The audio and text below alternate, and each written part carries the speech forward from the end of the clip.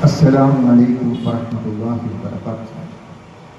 الحمد لله نحمده ونستعينه ونؤمن به ونتوكل عليه ونعوذ بالله من شرور أنفسنا ومن سيئات أعمالنا. من يهد الله فلا مضل له ومن يضلل فلا هادي له. أشهد أن لا إله إلا الله وحده لا شريك له وأشهد أن محمدا عبده ورسوله أرسله بالهدى ودين الحق ليظهره على الدين كله ولو كره المشركون. اللهم صل على محمد وعلى آل محمد كما صليت على إبراهيم وعلى آل إبراهيم وبارك على محمد وعلى آل محمد كما باركت على إبراهيم وعلى آل إبراهيم إنك حميد مجيد. أما بعد فإن خير الحديث كتاب الله وخير الهدي هدي محمد صلى الله عليه وسلم وشر الأمور محدثاتها وكل محدثة بدعة وكل بدعة ضلالة. أيها الإخوان والأخوات أوصيكم وإياي بتقوى الله. قال الله تعالى في قرآنه الكريم: أعوذ بالله من الشيطان الرجيم بسم الله الرحمن الرحيم. يا أيها الناس اتقوا ربكم الذي خلقكم من نفس واحدة فخلق منها زوجها وبث منهما رجالا كثيرا ونساء واتقوا الله الذي تساءلون به والأرحام إن الله كان عليكم رقيبا. يا أيها الذين آمنوا اتقوا الله وقولوا قولا سديدا يصلح لكم أعمالكم ويغفر لكم ذنوبكم ومن يطع الله ورسوله فقد فاز فوزا عظيما. يا أيها الذين آمنوا اتقوا الله حق تقاته ولا تموتن إلا وأنتم مسلمون. بسم الله الرحمن الرحيم. يا أيتها النفس المطمئنة ارجعي إلى ربك راضية مرضية فادخلي في عبادي وادخلي جنة. സ്നേഹാദരണീയരായ സഹോദരന്മാരെ, സഹോദരികൾ, സർവശക്തനായ അള്ളാഹുവിൻ്റെ വിധിവിലക്കുകൾ അംഗീകരിച്ചുകൊണ്ട് വിശുദ്ധ റമദാനിൽ നാം നേടിയെടുത്തിരിക്കുന്ന ആത്മീയ ഉത്കർഷം ജീവിതത്തിലുടനീളം കാത്തു സൂക്ഷിക്കുവാൻ ആദ്യമായി എന്നോടതുപോലെ നിങ്ങളോടും വസിയത്ത് ചെയ്യുന്നു. എല്ലാവർക്കും ഈദുൽ ഫിത്ർ ആശംസകൾ അറിയിക്കുകയാണ്. അല്ലാഹു അക്ബർ, അല്ലാഹു അക്ബർ, അല്ലാഹു അക്ബർ, ലാ ഇലാഹ ഇല്ലല്ലാഹു അല്ലാഹു അക്ബർ, അല്ലാഹു അക്ബർ വലില്ലാഹിൽ ഹംദ്. ഒരു മാസക്കാലം നമ്മുടെ മനസ്സും ശരീരവും നോമ്പെടുക്കുകയായിരുന്നു. ഒന്നുകൂടി വ്യക്തമായി പറഞ്ഞാൽ നമ്മുടെ ദഹനേന്ദ്രിയങ്ങളും നമ്മുടെ ജനനേന്ദ്രിയങ്ങളും മാത്രമല്ല, യഥാർത്ഥത്തിൽ നമ്മുടെ പഞ്ചേന്ദ്രിയങ്ങളടക്കം വ്രതമനുഷ്ഠിക്കുകയായിരുന്നു. അല്ലാഹുവിൻ്റെ കൽപ്പന അത് പൂർണ്ണമായി നടപ്പാക്കാൻ നമ്മുടെ വികാരങ്ങളെയും പൂർണ്ണമായി നിയന്ത്രിച്ചുകൊണ്ട്, വിശപ്പനുഭവിച്ചുകൊണ്ട്, ദാഹം സഹിച്ചുകൊണ്ട്, വികാരങ്ങളെ നിയന്ത്രിച്ചുകൊണ്ട് ഞാൻ എൻ്റെ ജീവിതത്തെ പൂർണ്ണമായും അല്ലാഹുവിന് സമർപ്പിക്കാൻ സന്നദ്ധമാകുന്നു എന്ന് തെളിയിക്കുന്ന അനുഗ്രഹീതമായ ദിനരാത്രങ്ങളിലൂടെയാണ് നമ്മൾ കടന്നുപോയിട്ടുള്ളത്. ആ സന്ദർഭത്തെ സംബന്ധിച്ചിടത്തോളം നമ്മൾ ആലോചിച്ചു നോക്കിയാൽ ദേഹേച്ഛകളെ നിയന്ത്രിക്കുന്നതോടൊപ്പം ദീർഘനേരം നമ്മൾ ഇബാദത്തുകളിൽ ഏർപ്പെടുകയായിരുന്നു. പാതിരാ സമയത്ത് പോലും ദീർഘമായ പ്രാർത്ഥന നിറഞ്ഞ മനസ്സുമായി കഴിഞ്ഞുകൂടുകയായിരുന്നു. പ്രിയപ്പെട്ടവർ, നമ്മൾ ആലോചിക്കണം, നമ്മുടെ മനസ്സ് ശുദ്ധീകരിക്കപ്പെട്ടു, നമ്മുടെ ശരീരം സംസ്കരിക്കപ്പെട്ടു, മാത്രമല്ല നമ്മുടെ സമ്പത്ത് കൂടി ശുദ്ധീകരിക്കപ്പെട്ട അവസ്ഥയിലാണ് നമ്മളുള്ളത്. നമ്മുടെ സാമ്പത്തികമായ മുഴുവൻ നമ്മുടെ ബാധ്യതകളും തീർത്തുകൊണ്ട്, നമ്മുടെ പാവങ്ങൾക്ക് ഈ സമൂഹത്തിൽ ലഭിക്കാനുള്ള അവകാശങ്ങൾ കൊടുത്തു വീട്ടിക്കൊണ്ട്, സക്കാത്തും സദക്കയും മറ്റു ദാനധർമ്മങ്ങളും നിർവഹിച്ചുകൊണ്ടാണ് നാം ഇങ്ങോട്ട് കടന്നു വന്നിട്ടുള്ളത്. നാം ഓർക്കുക, ഈ പെരുന്നാളിനെ സ്വാഗതം ചെയ്യാൻ വേണ്ടി ഈദ്ഗാഹുകളിലേക്ക് നമ്മൾ കടന്നു വരുന്നതിന് മുമ്പേ നമ്മൾ പരിഗണിച്ച ജനവിഭാഗം ഈ സമൂഹത്തിലെ അവശത അനുഭവിക്കുന്നവരായിരുന്നു. ആ അവശത അനുഭവിക്കുന്നവർക്കായിരിക്കുന്ന ഈദുൽ ഫിത്ർ അവരുടെ വീടുകളിൽ എത്തിച്ചു കൊടുത്തുകൊണ്ടാണ് നമ്മൾ ഇങ്ങോട്ട് കടന്നു വന്നത്. നമ്മൾ ആലോചിക്കുക, പടച്ച തമ്പുരാനോടുള്ള കടമയും കടപ്പാട് നിർവഹിക്കുന്നതോടൊപ്പം സഹജീവികളോടുള്ള ഉത്തരവാദിത്തങ്ങളും ബാധ്യതകളും നിർവഹിക്കുവാൻ നമ്മൾ തയ്യാറാകുന്നു എന്ന നമ്മുടെ പ്രവർത്തനങ്ങളിലൂടെ തെളിയിച്ചുകൊണ്ടാണ് നമ്മൾ ഇങ്ങോട്ട് കടന്നു വന്നത്. പ്രിയപ്പെട്ടവരെ, നമ്മൾ ചിന്തിക്കേണ്ടതുണ്ട്. ഈ സന്ദർഭത്തിൽ നമുക്ക് എടുക്കാനുള്ള പ്രതിജ്ഞ, നീ ഒരു മാസക്കാലം കൊണ്ട് നാം നേടിയെടുത്തിരിക്കുന്ന മനസ്സിന്റെ വിശുദ്ധി അത് ജീവിതത്തിലുടനീളം കാത്തു സൂക്ഷിക്കുമെന്ന് തീരുമാനിക്കാൻ നമുക്ക് കഴിയണം. നമ്മൾ ആലോചിക്കുക, നമ്മുടെ ജീവിതത്തിൽ നമ്മൾ നേടിയെടുത്തിരിക്കുന്ന മുഴുവൻ നേട്ടങ്ങളും ശവ്വാൽ മാസപ്പര കണ്ടതോടുകൂടി, പെരുന്നാളിന്റെ തക്ബീർ മുഴക്കിയതോടുകൂടി അതെല്ലാം വലിച്ചെറിഞ്ഞുകൊണ്ട് വീണ്ടും ഒരു പഴയ ജീവിതത്തിലേക്കുള്ള തിരിച്ചുപോക്കാണ് എന്നുള്ള ഒരു സാഹചര്യം നമ്മെ സംബന്ധിച്ചിടത്തോളം ഉണ്ടാകരുത്. വിശുദ്ധ ഖുർആൻ ഒരു സന്ദർഭത്തിൽ നമ്മെ സംബന്ധിച്ചിടത്തോളം സൂചിപ്പിച്ചിട്ടുണ്ട്. ഒരു സഹോദരിയെ സംബന്ധിച്ച് വലാ തകൂനു കല്ലത്തി നഖലത് അസ്ലഹാ മിൻ ബഅദി ഖുവ്വത്തിൻ അൻഖാസ, വളരെ പണിപ്പെട്ട് അധ്വാനിച്ച് കഷ്ടപ്പെട്ട് നൂറ്റ് അതിന്റെ രൂപത്തിൽ വളരെ വ്യക്തമായിട്ട് ഉറപ്പായ നൂലുകൾ യാതൊരു അടുപ്പത്തോടു കൂടി ഉണ്ടാക്കുകയും പിന്നീട് ആ ഓരോ ഏകളും അഴിച്ചു മാറ്റി അത് ഉടച്ചു കളയുകയും ചെയ്യുന്ന സഹോദരികളെ പോലെ നിങ്ങൾ ആവരുത് എന്ന് വിശുദ്ധ ഖുർആൻ നമ്മെ ആഹ്വാനം ചെയ്യുന്നതായി നമുക്ക് കാണാൻ സാധിക്കും. നമ്മുടെ നാട്ടിൽ നമ്മൾ സാധാരണ ഉദാഹരണം പറയാറുണ്ട്.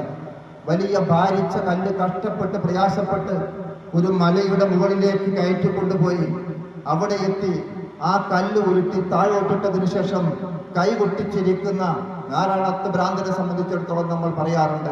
പക്ഷേ ആ തരത്തിലുള്ള ബുദ്ധിമോശം സംഭവിച്ചവരായി ഞാനും നിങ്ങളും അധപ്പതിക്കരുത്. അതാണ് നമുക്ക് ഈ സന്ദർഭത്തിൽ കഷ്ടപ്പെട്ട ത്യാഗപൂർണമായ വ്രതാനുഷ്ഠാനത്തിലൂടെ ഒരുപാട് പ്രയാസം അനുഭവിച്ചുകൊണ്ട് പുറത്തൊഴിച്ചുകൊണ്ട് നമ്മൾ നേടിയെടുത്തിരിക്കുന്ന ആത്മീയ വിശുദ്ധിക്ക് യാതൊരു കളങ്കവും ഏൽക്കാതെ മരണം വരെ അത് കാത്തു സൂക്ഷിക്കാൻ നാം തയ്യാറാകുന്നു എന്ന്, നാം സന്നദ്ധരാകുന്നു എന്ന് ഉറക്കെ പ്രഖ്യാപിക്കുന്നതായിരിക്കട്ടെ നമ്മുടെ ഈദുൽ ഫിത്ർ എന്ന് സൂചിപ്പിക്കുകയാണ്. നമുക്ക് ആലോചിക്കുവാനുള്ളത്, നമ്മുടെ മനസ്സ് സംസ്കരിക്കപ്പെട്ടുവോ എന്ന് നമ്മൾ പരിശോധിക്കണം. നമ്മുടെ മനസ്സ് സംസ്കരിക്കപ്പെട്ടുവോ എന്ന് നമ്മൾ തിരിഞ്ഞു നോക്കുമ്പോൾ ഇപ്പോഴും നമ്മുടെ മനസ്സിൽ പകയും വിദ്വേഷവും വെറുപ്പും ശത്രുതയുമാണോ നിലനിൽക്കുന്നത് എന്ന് നമ്മൾ പരിശോധിക്കണം. ഇന്നലെ വരെ പിണങ്ങിയിരുന്ന സഹോദരനോട് ആ പിണക്കത്തോടു കൂടി തന്നെയാണ് നമ്മൾ ഈദ്ഗാഹിലേക്ക് കടന്നു വന്നിരിക്കുന്നത് എന്ന് നമ്മൾ പരിശോധിക്കണം. നാം പിണങ്ങി നിൽക്കുന്ന, നാം സംസാരിക്കാതെ മാറി നിൽക്കുന്ന നമ്മുടെ അയൽക്കാരനോട് കടന്നു ചെന്നുകൊണ്ട് അവനോട് സലാം പറഞ്ഞ് അവന്റെ പിണക്കം അവസാനിപ്പിച്ചുകൊണ്ട് അവനോടുള്ള സൗഹൃദം പുതുക്കുന്നതിന് പകരം ആ വെറുപ്പിന്റെ വിദ്വേഷത്തിന്റെ പകയുടെ മനസ്സുമായിട്ടാണ് സഹോദരങ്ങളെ ഞാനും നിങ്ങൾ ഈദ്ഗാഹിൽ ഇരിക്കുന്നത് എന്ന് നമ്മൾ പരിശോധിക്കേണ്ടതുണ്ട്. അപ്പോൾ ഒരിക്കലും അത്തരത്തിലുള്ള വെറുപ്പിന്റെ പകയുടെ വിദ്വേഷത്തിന്റെ കളങ്കം പോലും ഇല്ലാത്ത വിധം പൂർണ്ണമായും സ്ഫുടം ചെയ്തെടുത്ത മനസ്സിന്റെ ഉടമകളാകുന്നു നമ്മളെന്ന് ദൃഢമായി ഉറക്കെ പറയാൻ നമുക്ക് സാധിക്കണം. ആ ദൃഢമായ തീരുമാനമാണ് ഈ സന്ദർഭത്തിൽ നമുക്ക് ആദ്യമായി ഉണ്ടാവേണ്ടത് എന്ന് സൂചിപ്പിക്കുകയാണ്. രണ്ടാമത്തെ കാര്യം, ശവ്വാൽ മാസപ്പുറ കണ്ടത് മുതൽ ഇതുവരെ നമ്മൾ തക്ബീർ മുഴക്കിക്കൊണ്ടിരിക്കുകയായിരുന്നു. ആ തക്ബീറിന്റെ ആശയം എന്താകുന്നു എന്ന് നമ്മൾ ചിന്തിക്കേണ്ടതുണ്ട്. അല്ലാഹു അക്ബർ, അല്ലാഹു അക്ബർ, അല്ലാഹു അക്ബർ. ആവർത്തിച്ച് നമ്മൾ പറഞ്ഞുകൊണ്ടിരിക്കുന്ന വാക്യമാണത്, വചനമാണത്. അല്ലാഹുവേ, നീയാണ് ഏറ്റവും മഹാൻ. എന്താണ് അതിനർത്ഥം? അത് കേവലം അതരം ഉരുവിടുന്നതാവാൻ പാടില്ല.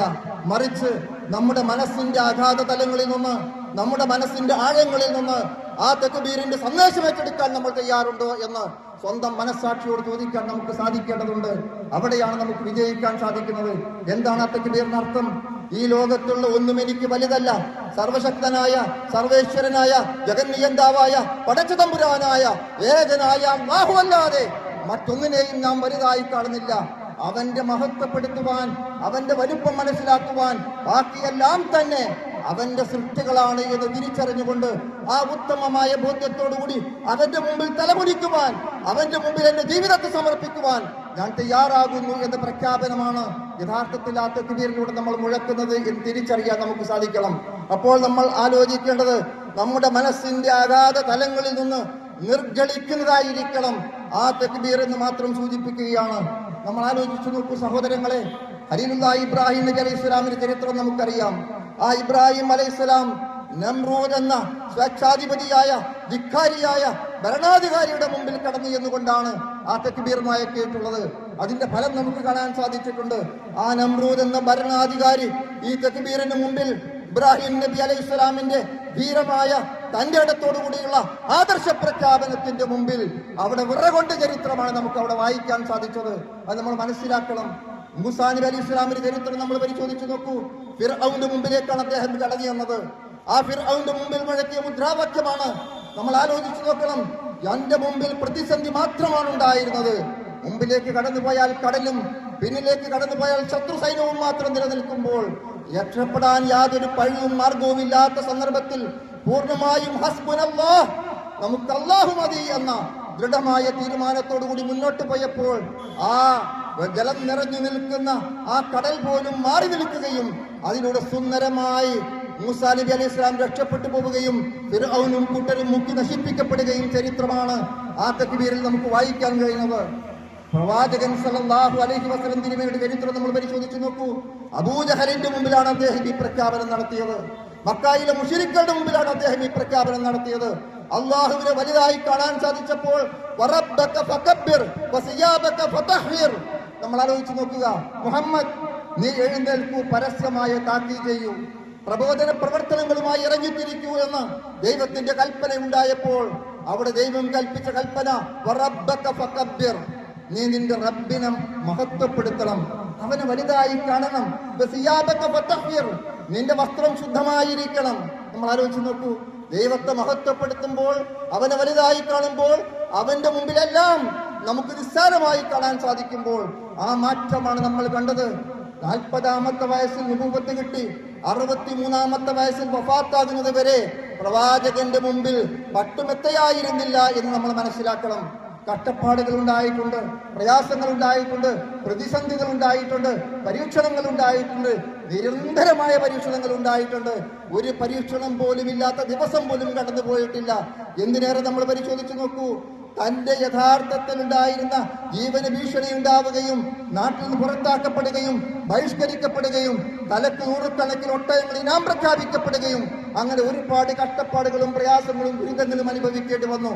പക്ഷെ നിന്റെ റബ്ബിനെ നീ മഹത്വപ്പെടുത്തുക എന്ന ആഹ്വാനം അത് ഏറ്റെടുത്തപ്പോൾ, അത് തന്റെ മനസ്സിലേക്ക് സംശീകരിച്ചപ്പോൾ യഥാർത്ഥത്തിൽ നമുക്ക് കാണാൻ സാധിച്ചത് എല്ലാം മഞ്ഞുരുകുന്നത് പോലെ ഒരു പ്രയാസവുമില്ലാതെ ഇദാ ജാഅ നസ്റുല്ലാഹി വൽ ഫതഹ് വറഅയ്ത അന്നാസ യദ്ഖുലൂന ഫീ ദീനില്ലാഹി അഫ്വാജാ. അല്ലാഹുവിന്റെ സഹായവും വിജയവും ഉണ്ടായപ്പോൾ കൂട്ടം കൂട്ടമായി ആളുകൾ ഇസ്ലാമിലേക്ക് കടന്നു വന്ന ആ മനോഹരമായ സുന്ദരമായ അനുഭവമാണ് പ്രിയപ്പെട്ടവരെ നമുക്കുണ്ടായിട്ടുള്ളത്. നാം മുഴക്കുന്നത് ആ തക്ബീറാണ്. ഇബ്രാഹിം അലൈഹിസ്സലാം മുഴക്കിയ, മൂസാ അലൈഹിസ്സലാം മുഴക്കിയ, പ്രവാചകൻ സല്ലല്ലാഹു അലൈഹി വസല്ലം മുഴക്കിയ ആ തക്ബീറാണ് നമ്മൾ മുഴക്കുന്നത് എന്ന് നമ്മൾ തിരിച്ചറിഞ്ഞാൽ നമ്മൾ ഇന്ന് അഭിമുഖീകരിക്കുന്ന ലോകത്തിന്റെ വിവിധ ഭാഗങ്ങളിൽ മുസ്ലിങ്ങൾ അഭിമുഖീകരിച്ചു കൊണ്ടിരിക്കുന്ന സകലമാന പ്രതിസന്ധികളും നമുക്കൊട്ടും പ്രയാസമല്ല, മഞ്ഞുരുകുന്നത് പോലെ ഉരുകിപ്പോകുന്ന ചരിത്രം മാത്രമേ ഉണ്ടാകൂ. അതുകൊണ്ട് നാം അചഞ്ചലമായ വിശ്വാസത്തോടുകൂടി ലോകം നേരിടുന്ന വില്ലുകളെ അഭിമുഖീകരിക്കാൻ തയ്യാറാകണം എന്ന് മാത്രമാണ് ഈ സന്ദർഭത്തിൽ സൂചിപ്പിക്കാൻ ആഗ്രഹിക്കുന്നത്. അതുകൊണ്ട് നമ്മൾ ആലോചിക്കുക, പല തരത്തിലുള്ള വിഭാഗീയതകളും വളർത്തിയെടുക്കാനുള്ള ശ്രമങ്ങൾ നടന്നുകൊണ്ടിരിക്കുന്നു. വർഗീയത ശക്തിപ്പെടുത്തിയെടുക്കാനുള്ള ശ്രമങ്ങൾ നമുക്ക് കാണാം. വംശീയത ശക്തി പ്രാപിച്ചുകൊണ്ടിരിക്കുന്നു. സ്വാർത്ഥമായ താല്പര്യങ്ങൾക്ക് വേണ്ടി, രാഷ്ട്രീയമായ നേട്ടങ്ങൾക്ക് വേണ്ടി മനുഷ്യത്വം പോലും പിച്ചി ചീന്തപ്പെടുകയാണ്. നമുക്ക് ഗസയിൽ കാണാൻ സാധിക്കുന്നത്, പലസ്തീനിൽ കാണാൻ സാധിക്കുന്നത് നമ്മൾ ആലോചിച്ചു നോക്കൂ. യഥാർത്ഥത്തിൽ മനുഷ്യരെ അതിനിഷ്ഠൂരമായി കൊലപ്പെടുത്തുന്ന, അവിടെ ചോരച്ചാലുകൾ ഒഴുകുകയാണ്.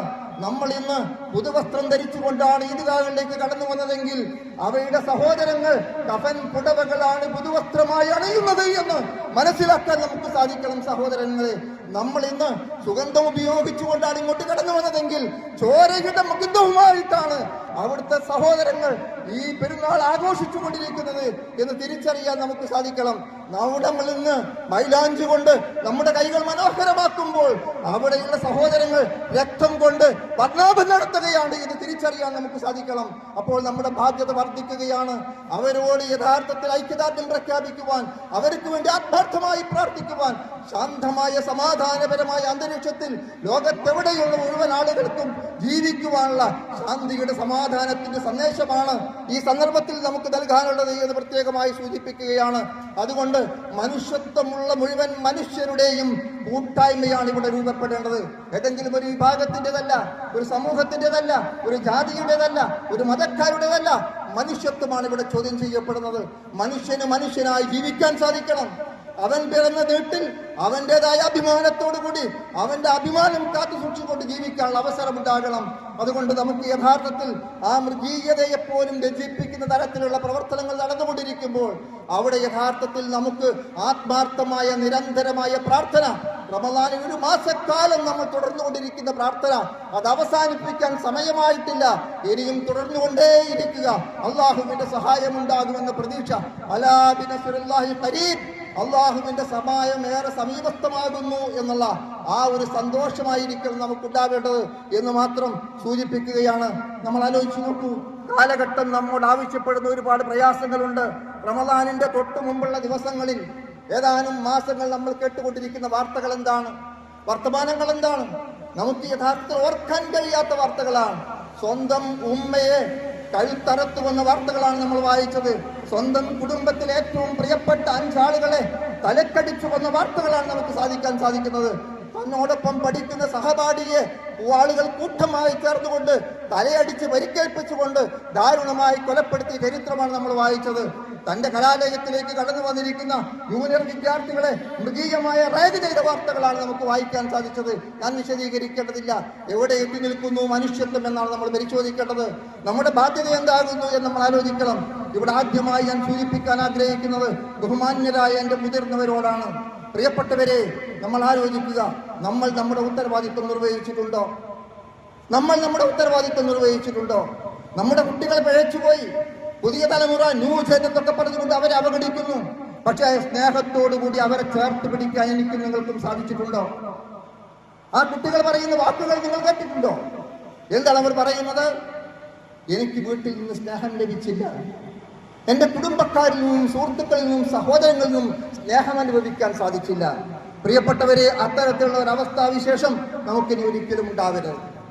നമ്മുടെ കുട്ടികൾക്ക് സ്നേഹം കിട്ടാത്തത് കൊണ്ട്, അവർ നമ്മൾ ചേർത്ത് പിടിക്കാത്തത് കൊണ്ട്, നമ്മുടെ കാരുണ്യം അനുഭവിക്കാത്തത് കൊണ്ട് അവർ നമ്മെ വിട്ടുപോയി എന്ന് പരാതിപ്പെടുന്ന ഒരു പരാതി പോലും ഇനി നമുക്ക് കേൾക്കാൻ അവസരമുണ്ടായിക്കൂടാ. അതുകൊണ്ട് നമ്മൾ എന്ത് വേണം? പ്രവാചകൻ സല്ലല്ലാഹു അലൈഹി വസല്ലം തിരുമേനി നമ്മെ പഠിപ്പിച്ചിരിക്കുന്ന കാര്യം, മല്ലം യർഹം സഗീറനാ വലം യുവഖ്ഖി കബീറനാ ഫലൈസ മിന്നാ. ചെറിയവരോട് കരുണ കാണിക്കാത്തവരും വലിയവരെ ബഹുമാനിക്കാത്തവരും നമ്മിൽപ്പെട്ടവരല്ല എന്നാണ്. ഇസ്ലാമിക വൃത്തത്തിന് പുറത്താകുന്നു എന്നാണ് പറഞ്ഞതിനർത്ഥം. അപ്പോൾ തലമുറകൾക്കിടയിലുള്ള ഗ്യാപ്പ് ഉണ്ടാവരുത്. ജനറേഷൻ ഗ്യാപ്പ് അനുവദിച്ചുകൂടാത്തതാണ്. മറിച്ചെന്ന് വേണം നമ്മുടെ മക്കൾ നമ്മോട് ചേർത്ത് പിടിക്കാൻ നമുക്ക് സാധിക്കണം. വിശുദ്ധ ഖുർആനിൽ 114 അധ്യായങ്ങളിൽ ഒരു സൂറയുടെ പേര് സൂറത്ത് ലുഖ്മാൻ എന്നാണ്. നമ്മൾ മനസ്സിലാക്കിയിട്ടുണ്ടോ? എന്താണ് ആ സൂറത്ത് ലുഖ്മാൻ എന്ന് പേര് ലഭിച്ചത്? മറ്റൊന്നുകൊണ്ടുമല്ല, ലുഖ്മാൻ എന്ന ബഹുമാന്യനായ ഒരു പിതാവിനെയാണ് അവിടെ പ്രതീകാത്മകമായി നമ്മുടെ മുമ്പിൽ സമർപ്പിച്ചിരിക്കുന്നത്. അള്ളാഹ് ആലോചിച്ച് നോക്കിയിട്ടുണ്ടോ? നമ്മൾ ഒരു ബാപ്പ സ്വന്തം മകനെ സ്നേഹപൂർവ്വം സമീപത്ത് വിളിച്ചുകൊണ്ട് യാ ബുനയ്യ, എന്റെ കുഞ്ഞുമകനെ എന്ന് സ്നേഹത്തോടെ വിളിച്ചുകൊണ്ട് നൽകുന്ന സാരോപദേശങ്ങളാണ് ആ സൂറത്തിലുള്ളത്. അതുകൊണ്ടാണ് ആ സൂറത്ത് ലുഖ്മാൻ എന്ന് പേര് ലഭിച്ചത്. ആ ലുഖ്മാനെ പോലുള്ള ബാപ്പമാരാകാൻ എനിക്കും നിങ്ങൾക്കും സാധിക്കുന്നുണ്ടോ എന്ന് ആദ്യമായി നമ്മൾ ആത്മവിചാരണ നടത്തണമെന്ന് എൻ്റെ ബഹുമാന്യരായ മുഴുവൻ രക്ഷിതാക്കളോടും വളരെ ബഹുമാനത്തോടെ ആദരവോടെ തന്നെ ആദ്യമായി ഓർമ്മപ്പെടുത്താൻ ഞാൻ ആഗ്രഹിക്കുകയാണ്. അതുകൊണ്ട് നമ്മൾ വേണ്ടത് നമ്മുടെ കുട്ടികളെ ചേർത്ത് പിടിക്കുക. അവർ യഥാർത്ഥത്തിൽ അവർ ഏത് നിലയ്ക്ക് നമ്മൾ പരിശോധിക്കുക. അവർ ലഹരിക്കടിമയായതിൽ നമുക്ക് പങ്കില്ലേ? നമ്മളവരെ നിരീക്ഷിക്കാൻ തയ്യാറായിരുന്നോ? അവരുടെ കൂട്ടുകെട്ട് പരിശോധിക്കാൻ തയ്യാറായിരുന്നോ? അവിടെ വിദ്യാഭ്യാസം ആഗ്രഹിച്ചുകൊണ്ട് അങ്ങകല സ്ഥാപനങ്ങളിൽ കൊണ്ടുപോയി ചേർക്കുമ്പോൾ ഫീസ് അടച്ച് തിരിച്ചു പോവുകയും കുട്ടി തിരിച്ചു വരുന്നത് നേരെ നിൽക്കാൻ കഴിയാത്ത അവസ്ഥയിലാണോ എന്ന് ആലോചിക്കാൻ നമ്മൾ തയ്യാറായിരുന്നോ? അവന്റെ ഓരോ മാസവും ഫീസ് കൊടുക്കുക എന്നതിലപ്പുറം ഓരോ ദിവസവും അവന്റെ ജീവിതം എവിടെയാണ്, അവന്റെ സ്വഭാവം എന്താണ്, അവന്റെ പെരുമാറ്റത്തിൽ വരുന്ന മാറ്റം എന്താണ്, അവന്റെ സാമ്പത്തികമായ സ്രോതസ്സുകൾ എന്താണ്, അവന്റെ കൂട്ടുകെട്ട് എന്താണ്, അവൻ ആരുമായിട്ടാണ് ഇടപഴകുന്നത്, ഓരോ സന്ദർഭത്തിലും അവന്റെ പഠന പുരോഗതി മാത്രം വിലയിരുത്തുക എന്നല്ലാതെ അവന്റെ സ്വഭാവ സംസ്കാര സംബന്ധമായിരിക്കുന്ന വിലയിരുത്തലുകൾ യഥാസമയങ്ങളിൽ നടത്താൻ എനിക്കും നിങ്ങൾക്കും സാധിച്ചിരുന്നുവോ എന്ന് നമ്മൾ പരിശോധിക്കുക. അപ്പോൾ ആദ്യമായി തിരുത്തേണ്ടത് നമ്മളാണ്. ആ കുട്ടികൾക്ക് ചെറുപ്പത്തിലെ മൊബൈൽ കൊടുത്തുകൊണ്ട് നമ്മൾ മറ്റു ജോലികളിലേക്ക് ഏർപ്പെടുകയായിരുന്നു. നമ്മുടെ തിരക്ക് പിടിച്ച ജീവിതത്തിനിടയ്ക്ക് താൽക്കാലികമായ ആശ്വാസത്തിന് വേണ്ടി അവന്റെ കയ്യിൽ നൽകിയിരിക്കുന്ന ഈ മൊബൈൽ അവനറിയാതെ കളിച്ചുകൊണ്ട്, അവനറിയാതെ കണ്ടുകൊണ്ട്, അവനറിയാതെ റീലുകളിലൂടെ കൈയമർത്തിക്കൊണ്ട് ഒരു മനോഭാവത്തിലേക്ക് വളർന്നു വന്നു. അവന്റെ മനസ്സ് തകർന്നു കഴിഞ്ഞിരുന്നു. അവനിൽ വളർന്നു വന്നത് ക്രിമിനൽ മനോഭാവമായിരുന്നു. നമ്മൾ എവിടെയായിരുന്നു എന്ന് നമ്മൾ പരിശോധിക്കേണ്ടതുണ്ട്. അതുകൊണ്ട് തർബിയത്തിന്റെ കാര്യം, കുട്ടികളെ വളർത്തുന്ന കാര്യം വീട്ടിലും കുടുംബത്തിലും വളരെ സുഖമായ ശ്രദ്ധയും സൂക്ഷ്മതയും നമ്മെ സംബന്ധിച്ചിടത്തോളം ഉണ്ടാകണമെന്ന് മാത്രം സൂചിപ്പിക്കുകയാണ്. മറ്റൊരു കാര്യം നമുക്ക് സൂചിപ്പിക്കാനുള്ളത് എന്റെ ബഹുമാന്യരായ യുവാക്കളോടാണ്. ഇന്നിവിടെ ഒട്ടനവധി യുവാക്കളെ കാണാൻ സാധിക്കുന്നു, ഏറെ സന്തോഷമുണ്ട്. ഒരുപാട് കുട്ടികളെ കാണാൻ സാധിക്കുന്നു, സന്തോഷമുണ്ട്. പ്രിയപ്പെട്ട മക്കളെ, നിങ്ങളോട് ചില കാര്യങ്ങൾ പറയാൻ ഞാൻ ആഗ്രഹിക്കുകയാണ്. നിങ്ങളെ തീറ്റിപ്പോറ്റി വളർത്തിയ നിങ്ങളുടെ ഉപ്പയും ഉമ്മയും നിങ്ങളുടെ വിദ്യാഭ്യാസത്തിന് വേണ്ടി, നിങ്ങളെ പഠിപ്പിക്കാൻ വേണ്ടി കഷ്ടപ്പെട്ടവരാണിവർ. 10 മാസക്കാലം ഗർഭം ചുമക്കുകയും 2 വർഷക്കാലം മുലപ്പാൽ നൽകുകയും ചെയ്തുകൊണ്ട് യഥാർത്ഥത്തിൽ നിങ്ങൾക്ക് വേണ്ടി ഉറക്കമൊഴിഞ്ഞ് കഷ്ടപ്പെട്ട് നിങ്ങളെ പോറ്റിയ ആ ഉമ്മയുടെ കഴുത്തിൽ കത്തിവെക്കാൻ നിങ്ങൾക്ക് എങ്ങനെയാണ് സാധിക്കുന്നത്? അവരുടെ തലക്കടിച്ചു കൊല്ലാൻ നിങ്ങൾക്ക് എങ്ങനെയാണ് സാധിക്കുന്നത്? നമ്മൾ പരിശോധിക്കേണ്ടതുണ്ട്. എന്തൊരു നന്ദികേടാണത്, എന്തൊരു വൃത്തികേടാണിത്, എന്തൊരു അരാജകത്വമാണിത്. ലിബറൽ ചിന്താഗതികൾ കടന്നു വന്നുകൊണ്ട് നിങ്ങളെ വഴിതെറ്റിക്കുവാൻ വേണ്ടി കാത്തിരിക്കുന്ന കഴുകന്മാരെ തിരിച്ചറിഞ്ഞുകൊണ്ട് സുബോധത്തോടുകൂടി നിങ്ങളുടെ കടമകളും ഉത്തരവാദിത്വങ്ങളും നിർവഹിക്കാൻ വേണ്ടി മാത്രം ഈ പരിമിതമായ സമയത്തിൽ ഞാൻ ഓർമ്മപ്പെടുത്താൻ ആഗ്രഹിക്കുകയാണ്. ഖുർആൻ പറഞ്ഞു, ഇന്നഹും ഫിത്യത്തുൻ ആമനൂ ബിറബ്ബിഹിം വസിദ്നാഹും ഹുദാ. യഥാർത്ഥത്തിൽ വളരെ ദീർഘമായ കാലഘട്ടം ഗുഹയിൽ അഭയം തേടിയ സകലമായ പ്രതിസന്ധികളെയും അതിജീവിച്ച 115 വാക്കളെ കുറിച്ച് പറഞ്ഞത് അവരെ സംബന്ധിച്ചിടത്തോളം അവർ 115 വാക്കളായിരുന്നു. അവരവരുടെ രക്ഷിതാവിൽ വിശ്വസിക്കുന്നവരായിരുന്നു. അപ്പോൾ വസിദ്നാഹും ഹുദാ, അള്ളാഹു അവർക്ക് സന്മാർഗം വർദ്ധിപ്പിച്ചു കൊടുത്തു എന്നാണ്. അതുകൊണ്ട് എനിക്ക് പറയാനുള്ളത്, ഈ പ്രിയപ്പെട്ട ചെറുപ്പക്കാരെ, യുവാക്കളെ, നിങ്ങൾ യഥാർത്ഥത്തിൽ നിങ്ങളുടെ യുവത്വം എന്നത് ആയുസ്സിലെ ഏറ്റവും ശ്രേഷ്ഠമായ കാലഘട്ടമാണ്. ആവേശത്തിന്റെ കാലഘട്ടമാണ്, പ്രസരിപ്പിന്റെ കാലഘട്ടമാണ്, ഊർജ്ജസ്വലതയുടെ കാലഘട്ടമാണ്. ഇതെന്തിനു വേണ്ടി ഉപയോഗിക്കാനെന്ന തിരിച്ചറിവ് നിങ്ങൾക്കുണ്ടാകണം. ഇത് അനാവശ്യമായി വെറുതെ നഷ്ടപ്പെടുത്തി കളയാനുള്ളതല്ല. നാളെ കൈമലർത്തിയത് കൊണ്ട് കാര്യമില്ല. മറിച്ച് ആ ആവേശത്തിന്റെ, ഊർജ്ജസ്വലതയുടെ, പ്രസരിപ്പിന്റെ ആ കാലഘട്ടം ഞാൻ എൻ്റെ കുടുംബത്തിന് വേണ്ടി, എൻ്റെ നാടിന് വേണ്ടി, എൻ്റെ സമൂഹത്തിന് വേണ്ടി ഫലപ്രദമായി ഉപയോഗപ്പെടുത്തുമെന്ന് ഇവിടെ പ്രതിജ്ഞ ചെയ്യാൻ നമുക്ക് സാധിക്കണം. ചെറുപ്പക്കാരെ, നമ്മൾ ആലോചിക്കുക. ദൈവം നമുക്ക് തന്നിരിക്കുന്ന ഏറ്റവും വലിയ അനുഗ്രഹമാണ് നമ്മുടെ ബുദ്ധിശക്തി, നമ്മുടെ ചിന്താശക്തി, നമ്മുടെ വിവേചന ശക്തി. നാം ലഹരി വസ്തുക്കൾ ഉപയോഗിക്കുന്നു. അതിൽ യഥാർത്ഥത്തിൽ ദ്രാവക രൂപത്തിലുള്ളതാവാം, രാസലഹരിയാകാം, മറ്റു പല രൂപത്തിലുമാകാം. അതിന് രൂപഭാവ വ്യത്യാസങ്ങൾ ഉണ്ടാകാം. പക്ഷെ പ്രവാചകൻ പറഞ്ഞിരിക്കുന്ന കാര്യം നമുക്കറിയാം, കുല്ലു മുസ്കിൻ ഹറാം, ലഹരി ഉണ്ടാക്കുന്ന മുഴുവൻ വസ്തുക്കളും നിഷിദ്ധമാകുന്നു എന്നാണ്. ഏത് തരത്തിലുള്ള എന്ന ചോദ്യമില്ല. മനുഷ്യ ബുദ്ധിയെ മത്തുപിടിപ്പിക്കുകയും അവന്റെ ബുദ്ധിയെ നശിപ്പിക്കുകയും ചെയ്യുന്ന എല്ലാ ലഹരി പദാർത്ഥങ്ങളും അത് നിഷിദ്ധമാകുന്നു എന്നാണ് പ്രവാചകന്റെ പ്രഖ്യാപനം. അപ്പോൾ നമ്മൾ ആലോചിക്കണം, ആ ലഹരി ഉപയോഗിക്കുന്നതിലൂടെ നാളെ നമ്മുടെ പ്രതീക്ഷയായ ഈ ലോകം ഭരിക്കേണ്ട, നമ്മുടെ ഉത്തരവാദിത്തങ്ങൾ ഏറ്റെടുക്കേണ്ട, കർമ്മനിരതരാവേണ്ട ഒരു യുവത്വമാണ് ചേതനയേറ്റ് കിടക്കുന്നതായി നമുക്ക് കാണാൻ സാധിക്കുന്നത്. അതുകൊണ്ട് ഒരിക്കലും നമ്മൾ അത്തരം ലഹരിയിൽ പെട്ടുപോകാതെ, അതിനടിക്കാകാതെ, താൽക്കാലികമായ ഒരു സന്തോഷത്തിന് വേണ്ടി, നിമിഷ നേരത്തെ സൗകര്യത്തിന് വേണ്ടി, ഏതാനും നേരം സ്വപ്നലോകത്തുകൂടെ സഞ്ചരിക്കാൻ വേണ്ടി നിങ്ങൾ നുണയുന്ന ആ രാസലഹരി ഉണ്ടല്ലോ, അത് നിങ്ങൾക്ക് ജീവിതത്തിൽ ഒരിക്കലും രക്ഷപ്പെടാൻ സാധ്യമല്ലാത്ത വിധം നിങ്ങളുടെ ഈ ലോകത്തെയും പരലോകത്തെയും എന്നേക്കുമായി നഷ്ടപ്പെടുത്തുന്ന അപകടകരമായ കാര്യമാകുന്നു എന്ന് തിരിച്ചറിയാൻ നമുക്ക് സാധിക്കണം. അതുകൊണ്ടാണ് പ്രവാചകൻ പറഞ്ഞത്, അൽ ഹംറു ഉമ്മുൽ ഹബായിസ്, എല്ലാ തിന്മകളുടെയും, എല്ലാ തോന്നിവാസങ്ങളുടെയും, എല്ലാ അധർമ്മങ്ങളുടെയും, എല്ലാ വൃത്തികേടുകളുടെയും മാതാവാണ് മദ്യം എന്നതാണ്. നമ്മൾ വായിച്ചു നോക്കൂ. ഇന്ന് നമ്മൾ കേട്ടുകൊണ്ടിരിക്കുന്ന ഒറ്റക്കൊല മുതൽ കൂട്ടക്കൊല വരെ, ഒരു ആത്മഹത്യ വരെ എല്ലാം നമ്മൾ പരിശോധിച്ചാൽ അതിന്റെ പിന്നിൽ നമ്മൾ കാണുന്നത് ലഹരിയുടെ ഉപയോഗമാണ്. പ്രവാചകൻ പറഞ്ഞത് എത്ര യാഥാർത്ഥ്യമാണ് എന്ന് നമ്മൾ ചിന്തിക്കണം. ആ ലഹരി ഉപയോഗിക്കുന്നതിലൂടെ സകലമായ തിന്മകളുടെയും കവാടങ്ങൾ നമ്മളിലേക്ക് തുറക്കപ്പെടുകയാണ്. അതുകൊണ്ട് താൽക്കാലികമായ ആസ്വാദനത്തിന് വേണ്ടി നമ്മൾ അനുഭവിക്കുന്ന ഈ കാര്യം നമുക്ക് അനശ്വരമായ ജീവിതം മാത്രമല്ല, ഈ ലോക ജീവിതത്തിലെ യഥാർത്ഥമായ സുഖം പോലും നഷ്ടപ്പെടുത്തുന്നു എന്ന് തിരിച്ചറിഞ്ഞുകൊണ്ട് നമ്മൾ ഒരിക്കലും അത്തരം കൂട്ടുകെട്ടുകളിലും കമ്പനി ഷേക്കിന് വേണ്ടി താൽക്കാലികമായി രുചിച്ചു നോക്കാൻ പോലും തയ്യാറാകാത്ത വിധം ആ എല്ലാ തിന്മകളോടും നോ പറയാൻ യുവാക്കളെ നിങ്ങൾ തയ്യാറാകണം എന്ന് ആ സന്ദേശമായിരിക്കട്ടെ നമ്മൾ ഇന്ന് ഏറ്റെടുക്കുന്നത്. അതുകൊണ്ടാണ് നമ്മൾ ഇന്ന് ഖുതുബയ്ക്ക് ശേഷം ഇവിടെ ലഹരി വിരുദ്ധ പ്രതിജ്ഞയിൽ ഏർപ്പെടുകയാണ്. നമ്മുടെ കുടുംബത്തിൽ ആരും ലഹരി ഉപയോഗിക്കുകയില്ല എന്ന് മാത്രമല്ല, അതിനനുകൂലമായ സഹായകപരമായ യാതൊരു നിലപാടും ഉണ്ടാവില്ല എന്ന ആ പ്രതിജ്ഞാവാചകങ്ങളിൽ മാത്രം ഒതുങ്ങി നിൽക്കരുത്. ഇനി അങ്ങോട്ടുള്ള നമ്മുടെ ജീവിതത്തിൽ മുഴുവനും ആ പ്രതിജ്ഞ നടപ്പാക്കണമെന്ന് ഓർമ്മപ്പെടുത്തുകയാണ്. പ്രിയ സഹോദരിമാരെ, അവിടെ ഇരിക്കുന്ന സഹോദരിമാരോടാണ് ചില കാര്യങ്ങൾ പറയാനുള്ളത്. ഞാൻ അവസാനിപ്പിക്കുകയാണ്. സ്ത്രീകളോട് എനിക്ക് ആദ്യം പറയേണ്ടത്, നിങ്ങളാണ് പല വലയിലും പെട്ടുപോകുന്നത്. ഏതാനും നേരത്തെ ചാറ്റിംഗ്, 1-2 ഫോൺ കോൾ, 2 മെസ്സേജ്, ഒരു ഇൻസ്റ്റാഗ്രാം, ഒരു ഫേസ്ബുക്ക് വീണു, പിന്നെ രക്ഷയില്ല. ഇന്ന് പെൺകുട്ടികളാണ് യഥാർത്ഥത്തിൽ മദ്യത്തിന്റെ കേരകളായി മാറുന്നത്. നമുക്ക് നിഷേധിക്കാൻ സാധിക്കുമോ? ഒരു പക്ഷേ മക്കരയിട്ട സഹോദരിമാരുടെ ഇസ്ലാമിക വേഷം സ്വീകരിച്ചിരിക്കുന്ന പെൺകുട്ടികളെ ഫോക്കസ് ചെയ്തുകൊണ്ട് നടക്കുന്ന ലിബറൽ പ്രവർത്തനങ്ങൾ തിരിച്ചറിയാൻ നമുക്ക് സാധിക്കണം.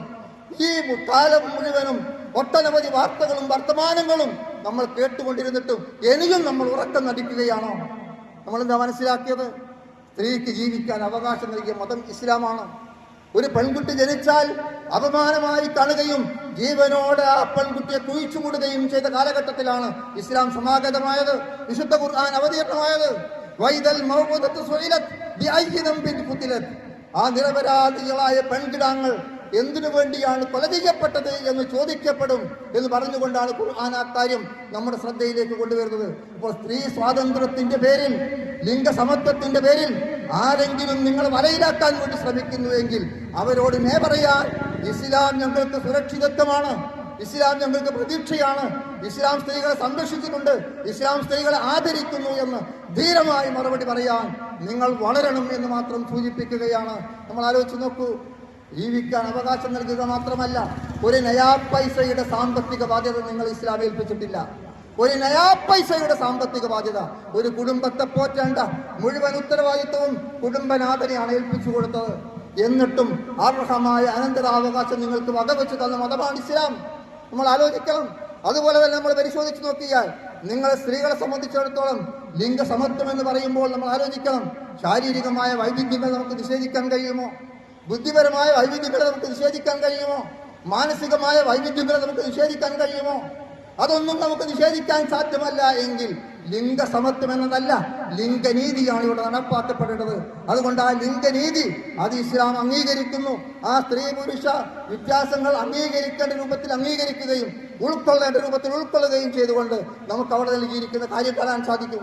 അതുകൊണ്ട് ഇസ്ലാം നിങ്ങളുടെ പൂർണ്ണമായ സുരക്ഷിതത്വം, എന്നും ഒരു പെൺകുട്ടിയെ സംരക്ഷിക്കുവാൻ ഒരു വലിയുണ്ടാവണം. നമ്മൾ മനസ്സിലാക്കണം, എന്നും ഒരു പെൺകുട്ടിയെ സംരക്ഷിക്കാൻ ഒരു വലിയുണ്ടാകണം. ഒരു പുരുഷന്റെ ഉത്തരവാദിത്തമാണ് ഏൽപ്പിച്ചു കൊടുത്തത്. എന്നും ഒരു പുരുഷന്റെ ഉത്തരവാദിത്തത്തിന് കീഴിൽ നിങ്ങൾ സുരക്ഷിതരായിരിക്കണം എന്ന് പഠിപ്പിച്ച മതം അതെവിടെയാണ് നിങ്ങൾ അവഗണിച്ചത് എന്ന് ചിന്തിക്കാൻ നിങ്ങൾ തയ്യാറാകണം. പക്ഷെ നമ്മൾ ആലോചിച്ച് നോക്കൂ, ഉന്നത ജോലിയിലെത്തിയിരിക്കുന്ന ഒരു സ്ത്രീയുടെ സഹതാപമാണ് കഴിഞ്ഞ ദിവസം നമ്മൾ കേട്ടത്. നിറം കറുത്തുപോയി എന്നതിന്റെ പേരിൽ അപമാനിക്കപ്പെട്ട ഒരു സഹോദരി. ഏത് നൂറ്റാണ്ടിലാണ് നമ്മൾ ജീവിക്കുന്നത്? സഹസ്രാബ്ദങ്ങൾക്ക് മുമ്പ് തന്റെ അന്ത്യപ്രഭാഷണത്തിൽ പ്രവാചകൻ പറഞ്ഞ വാക്യം എന്തായിരുന്നു? ലാ ഫളലി അറബിയിൻ അലാ അജമിയിൻ ലാ അബിയദ അലാ അസ്വദ. ഒരു അറബിക്ക് അറബിയേക്കാളാകട്ടെ, അനറബിക്ക് അറബിയേക്കാളാകട്ടെ, വെളുത്തവന് കറുത്തവനേക്കാളാകട്ടെ, കറുത്തവന് വെളുത്തവനേക്കാളാകട്ടെ, യാതൊരു വ്യത്യാസവും ഒരു ശ്രദ്ധതയുമില്ല. അവന്റെ ജീവിതത്തിൽ അവൻ പുലർത്തുന്ന തത്വ കൊണ്ടല്ലാതെ, ധർമ്മനിഷ്ഠ കൊണ്ടല്ലാതെ, മനുഷ്യത്വം കൊണ്ടല്ലാതെ, സദാചാരബോധം കൊണ്ടല്ലാതെ എന്ന് പഠിപ്പിച്ച മതമാണ് ഇസ്ലാം. നമ്മൾ ആലോചിക്കണം. നിറത്തിന്റെ പേരിൽ, കുലത്തിന്റെ പേരിൽ, വർഗത്തിന്റെ പേരിൽ, വർണ്ണത്തിന്റെ പേരിൽ ഉച്ചനീചത്വങ്ങളില്ല. യാ അയ്യുഹന്നാസ് ഇന്നാ ഖലഖനാകും മിൻ ദക്കറിൻ വ ഉൻസ വജഅൽനാകും ശുഊബൻ വഖബായില ലിതആറഫു ഇന്ന അക്രമകും ഇൻദല്ലാഹി അത്ഖാകും.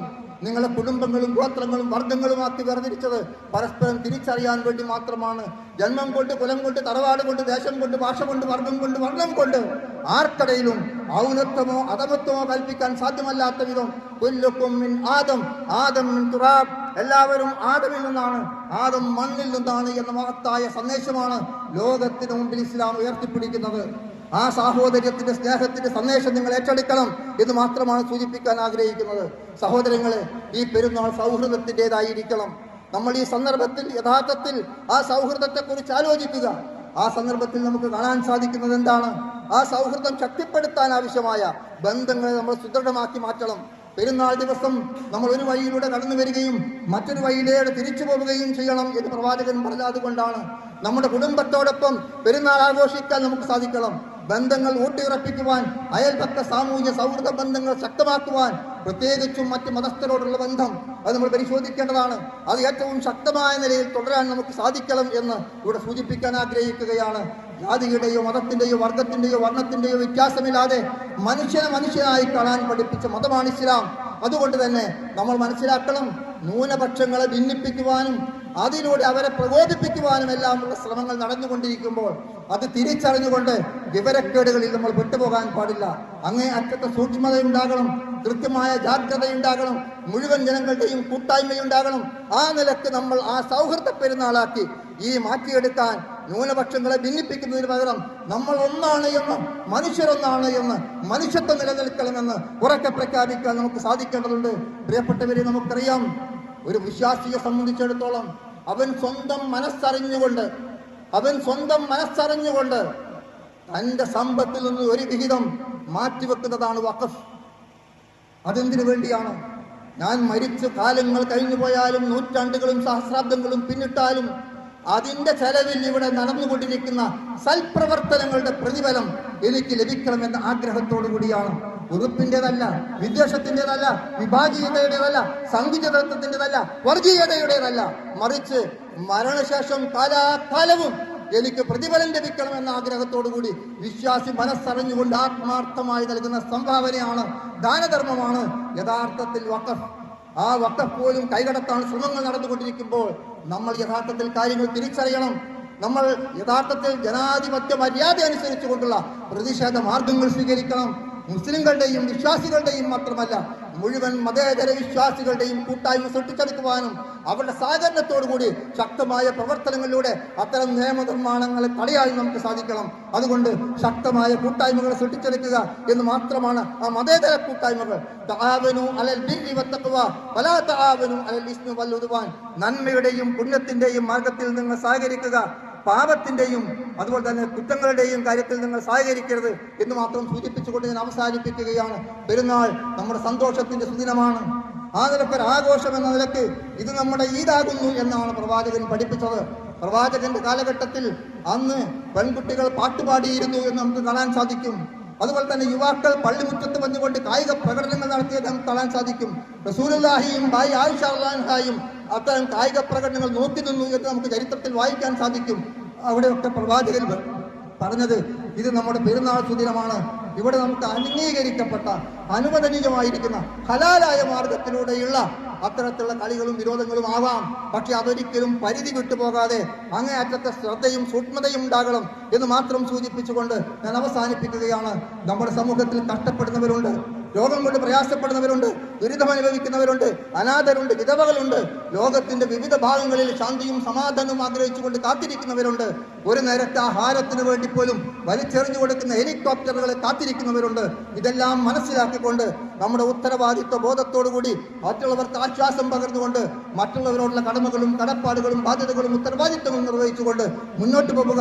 അങ്ങനെ ഏറ്റവും നല്ലൊരു പെരുന്നാളായി തീരാൻ അല്ലാഹു സുബ്ഹാനഹു വ തആല നമ്മെ എല്ലാവരെയും അനുഗ്രഹിക്കുമാറാകട്ടെ. നമ്മുടെ കുടുംബങ്ങൾക്കും അത്തരത്തിലുള്ള സൗകര്യം അല്ലാഹു ഒരുക്കി തരുമാറാകട്ടെ എന്ന് പ്രാർത്ഥിച്ചുകൊണ്ട് ഞാൻ എൻ്റെ വാക്കുകൾ ചുരുക്കുന്നു. ഒന്നുകൂടി നിങ്ങൾക്ക് ഈ ആശംസകൾ അറിയിക്കുന്നു.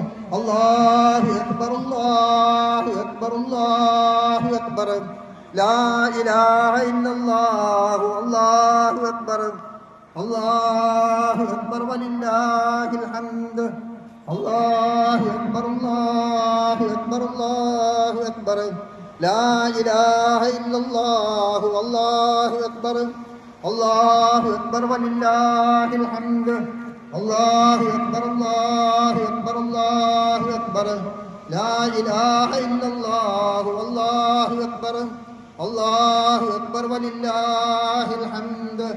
പ്രിയപ്പെട്ടവരെ, നമ്മൾ ആത്മാർത്ഥമായി പ്രാർത്ഥനയിൽ ഏർപ്പെടുക. നമ്മിൽ വന്നു പോയിരിക്കുന്ന എല്ലാ പാപങ്ങളും തെറ്റുകുറ്റങ്ങളും അള്ളാഹു പുറത്ത് മാപ്പാക്കുമാറാകട്ടെ. ഒരു മാസക്കാലം കൊണ്ട് നേടിയെടുത്തിരിക്കുന്ന എല്ലാ ആത്മീയമായ ഉത്കർഷവും ജീവിതത്തിൽ കാത്തുസൂക്ഷിക്കാൻ അള്ളാഹു നമ്മെ അനുഗ്രഹിക്കുമാറാകട്ടെ.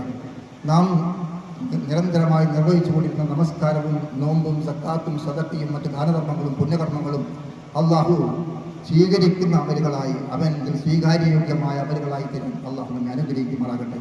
ലോകത്തിൻ്റെ വിവിധ ഭാഗങ്ങളിൽ കഷ്ടപ്പെട്ടുകൊണ്ടിരിക്കുന്ന ആളുകൾക്ക് പടച്ചതമ്പുരാൻ ആശ്വാസിക്കുമാറാകട്ടെ. പലസ്തീനിലെയും ഗസയിലെയും എൻ്റെ വേദന അനുഭവിക്കുന്ന ആളുകളുടെ ദുരിതം മാറി സമാധാനപരമായി പിറന്നു വീണ വീട്ടിൽ സ്വാതന്ത്ര്യത്തോടുകൂടി ജീവിക്കാൻ അള്ളാഹു അവസരം ഒരുക്കി കൊടുക്കുമാറാകട്ടെ. നാം നേരിട്ടുകൊണ്ടിരിക്കുന്ന പ്രതിസന്ധികളെയും അതിജീവിച്ചുകൊണ്ട് ഈ രാജ്യത്തിൻ്റെ മതേതരത്വ സ്വഭാവം എന്നും നിലനിൽക്കുവാനും അതിനെ കാത്തുസൂക്ഷിക്കുവാനും ഇഷ്ടമുള്ള വിശ്വാസവും ആദർശവും ആചാരവും സ്വീകരിച്ചുകൊണ്ട് സമാധാനപരമായ അന്തരീക്ഷത്തിൽ മുന്നോട്ട് പോകുവാനും അള്ളാഹു നമ്മയും നമ്മുടെ കുടുംബങ്ങളെയും അനുഗ്രഹിക്കുമാറാകട്ടെ. സഹോദരങ്ങളെ, നമ്മൾ ശ്രദ്ധിക്കുക. ഈ ഖുതുബയുടെ ശേഷം ഇവിടെ ഒരു ലഹരി വിരുദ്ധ പ്രതിജ്ഞ കൂടി നമുക്ക് എടുക്കാറുണ്ട്. അതിലുകൂടി എല്ലാവരും പങ്കാളികളായതിനു ശേഷം പിരിഞ്ഞു പോകാവൂ എന്ന് ഓർമ്മപ്പെടുത്തുകയാണ്. اللهم اغفر للمؤمنين والمؤمنات والمسلمين والمسلمات الأحياء منهم والأموات إنك مجيب الدعوات يا قاضي الحاجات. اللهم اغفر لنا ولوالدينا رب ارحمهما كما ربيانا صغارا. ربنا تقبل منا صلاتنا صيامنا وقيامنا ودعاءنا وأعمالنا. ربنا تقبل منا وتب علينا إنك أنت التواب الرحيم. اللهم أعز الإسلام والمسلمين وأذل الشرك والمشركين. اللهم انصر إخواننا في فلسطين. اللهم انصر إخواننا في غزة. اللهم انصر إخواننا في كل مكان. ربنا هب لنا من أزواجنا وذرياتنا قرة أعين واجعلنا للمتقين إماما. ربنا آتنا في الدنيا حسنة وفي الآخرة حسنة وقنا عذاب النار. آمين برحمتك يا أرحم الراحمين.